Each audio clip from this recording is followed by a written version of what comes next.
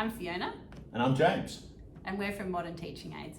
And today wanted to just quickly run you through the new, well, it's not so new now, the Spike Prime from Lego Education. And we're going to have a look today at some of the pieces that are in this that haven't been included in the EV3, or things in here that have been upgraded from the EV3. So let's have a little explore. Okay. So probably the most important is this lovely little yellow box. What's this? Okay.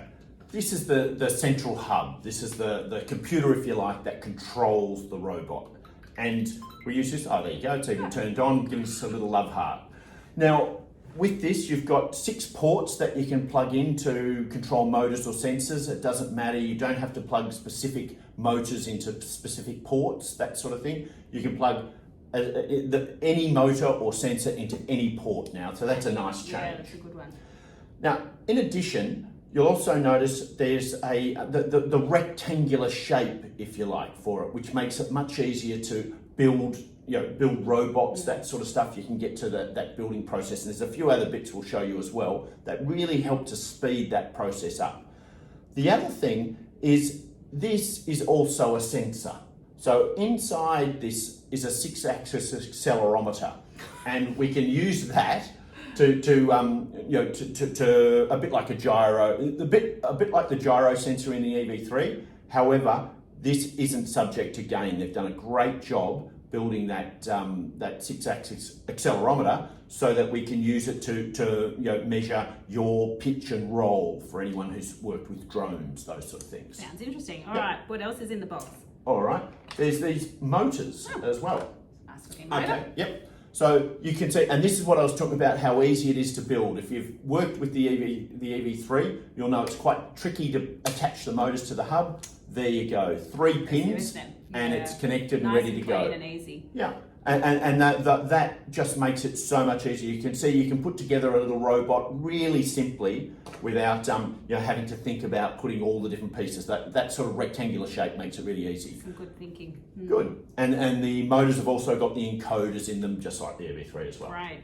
What else is in the box? Here's an unusual little gadget. What's this? Okay. This one looks exactly the same, or looks very similar, if you like, to the EV3's touch sensor.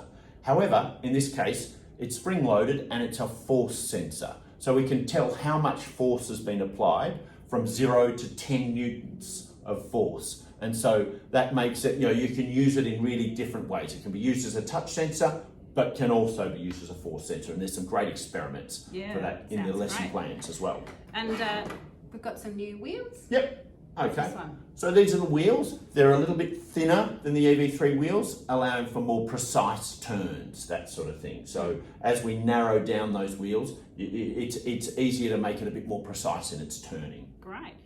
And this is a new piece. I haven't seen these bits before. Are these colourful bits? There's a number of new, just sort of little Lego pieces or elements, and these two are a couple of special ones. That one there is a little, sort of referred to as a biscuit for some reason. And in a very small space, you can quickly turn around if you're building, and build in a 90-degree change of direction. Okay. And then you've got this other one that looks a little bit like a dog bone, probably hard to see. But again, just some new pieces out there to make it easier to build with. So right. And some new larger pieces. So what are we using these sorts of things for? Okay, so Lego have come out and designed these pieces. You can see to create a square build like that in the EV3 or the previous Lego kits would take probably about 10 or 12 pieces of Lego to do that. And this comes together as a little square frame. You've got the smaller ones, these larger ones, and again it makes it really easy for building robot models and that sort of thing. Which probably brings us to this piece. The breadboard. Yeah, it's a bit like a breadboard, and you can stick pieces on, makes it really easy and quick for prototyping models. That's right. So I guess teachers are going to love this, because instead of spending lots of time popping lots of pieces together and spending time concentrating on the physical build, then teachers can actually get the students to construct very rapid prototypes, and then they get to concentrate. What would they get more time coding and programming? They can spend more time on the coding, and they can also make really elaborate models really quickly. which is great. It's a great and book. they're great colours, really cheerful and engaging. So we're getting students really excited about what's in the box because there's loads of new bits and pieces. So I hope that you are excited about this. If at any time you have any questions about how different parts of the motors or the sensors work, drop us an email and we'll get our expert James to get in contact with you and to give you more information. Thanks. Thank you.